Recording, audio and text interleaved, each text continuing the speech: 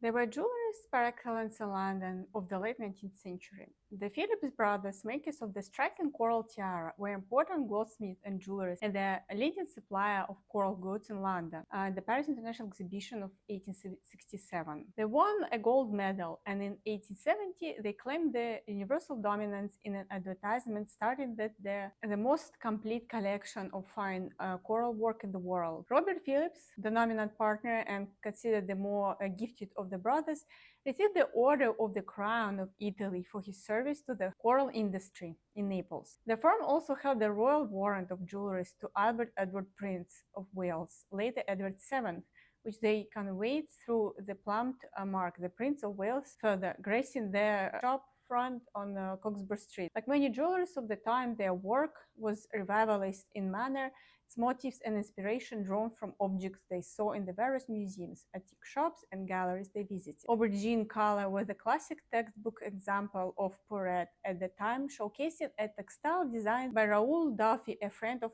Poret, and the all-over rose motif created by the talented Paul Eribet. Poret admired Eribet's printing technique, which resulted in flat and simple line drawings in keeping with Poret's own fashion silhouettes at the time, and had hired him to illustrate a limited edition book of his clothes as well as the insignia.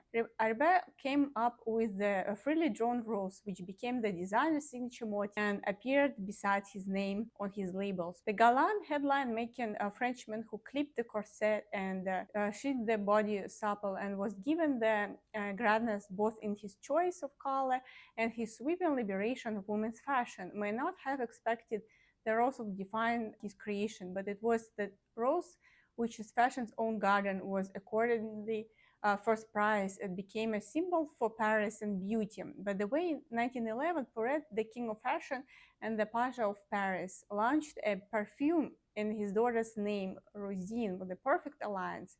Carmel Shaw, the great editor of Harper's Bazaar, and Diana Freeland, a socialite turned editor. The year was 1936. Americans were still lining out the depression, and fashion, the result, was struggling to get back on its pretty perch in the space. It took to headline, Who Don't You? Fashion, Harper's Bazaar, and Diana Freeland had turned couture. It was freshness, the loosening of rules for the frugal and fashionable. They won readers of Diana Freeland Harlem using columns of the many foreign destinations. The articles visited India was one of that held endless appeal over the decades, starting in the 1920s and continuing well into the 1970s. Some visits were about acquisition, the chase for such unique stones as the Blue Princess, a sapphire of 114 carat, and some were an artful mix of socializing and selling.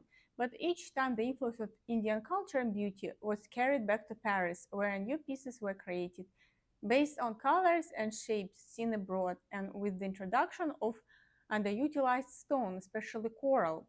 As the 60s morphed into the 70s, the world as we knew was gone. And if you were facing in the right direction, politically the left, then you knew that Dylan, the crooner of the counterculture, was right. The times they are changing. Music was now hip and in your face. Art was fun and witty or irrelevant. Think Andy Warhol. Film stars rubbed shoulders with models and socialized, and fashion didn't about face. What had changed is what ways now flowed covered buttons became loops or zippers. Jewelry became more expressive and less exclusive. First-class precious stones, road coach with semi-precious enamel was back in business, and hard stones from coral to onyx and jade, chrysoprase stepped into the limelight. For houses such as Bulgari and Van Cleef & Arpels, the emphasis was on wearability, with the Sator given a facelift. The long chain that had swagged in the stage in the 19th century now swung briskly from the necks of the young chimera, a fire-breathing three-part creature, having the head of a lion, the body of goat, and the tail of a dragon. Considered a representative of evil and ill will, the chimera is the offspring of typhoon and hidna, and was dragons are also serpents, and the evidence of compelling on both sides of the debate. But at cast the jewelry, they are a breed part. Dragons are a lot whose origin, traditions, and meaning are as ancient and varied as the people who have depicted them. Some breathe fire, have wings and fly, wingless but swim, are perpetual, live in caves and guard treasure, give life to human, eat humans, symbolize the dead.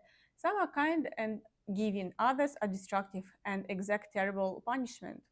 Their fiery breath was often reason enough to fear them. Dragons could be all powerful through their association with the Great Mother, both water god and warrior sun god. According to expert Richard Barber and Riches, dragons had the eagle's feet and wings, lions' four limbs and a head, fish scales, antelope's horns, and the serpentine form of trunk and tail, which occasionally extended to the head. In other words, they were a composite of creatures that flew, walked, or swam. On one point, however, there is a consensus. They were the largest of all beasts. Slaying a dragon was a universal sport, conquering notably by Perseus, and the meaning of dragons is in myths, including Jing, and in religious worldwide is too vast to list. But in all regards, dragons are potent forces. In print, the dragon is ubiquitous, both literally and symbolically, from the Bible to Harry Potter. Griffon, most commonly depicted with the head, wings, and talons on eagle and the body and legs of a lion, thus signifying the king of the birds and the king of the jungle. As a winged creature, it could reach great heights, and its enormous wingspan could shield or block the rays of the sun.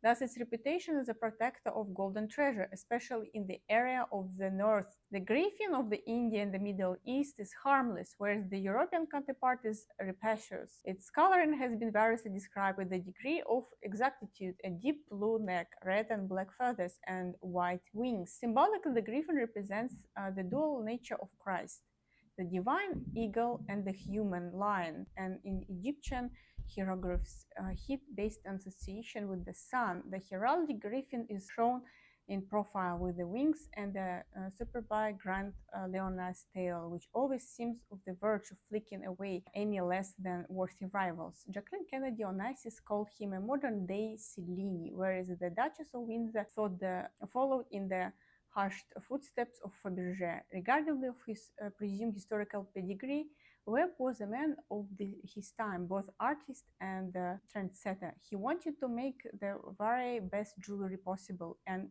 he wanted to see his pieces worn with exuberance and style. His roots were in American and South. He was born a few years ahead of the Depression in North Carolina, but Webb's sensibly was decided urban and urbane. By the time he was 23, Davidwebb has opened his first shop in New York, eventually claiming 7 East 57th Street, among the most coveted addresses in retail.